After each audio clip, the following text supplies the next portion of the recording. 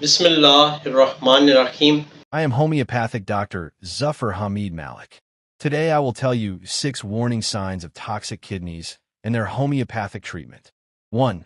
Dark, foamy, or strong-smelling urine. Indicates toxin buildup or excess protein in urine. 2. Reduced or irregular urination. Passing very little urine or difficulty in urination. 3. Swelling edema. Puffiness of face, eyelids, feet, or ankles due to fluid retention. 4. Persistent fatigue and weakness, due to poor removal of waste product from the body. 5. Lower back or kidney area pain. Pain near the waist, sometimes radiating to thighs.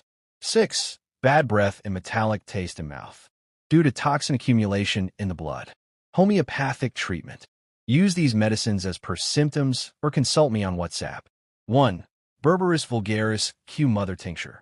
Kidney pain, burning urination, radiating pain. 2. Solidago virgoria Q mother tincture. Best natural kidney detox, improves urine flow.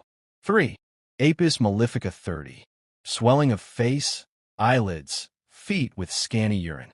4. Cantharus 30. Severe burning before, during, and after urination. 5. Terebinthina 200.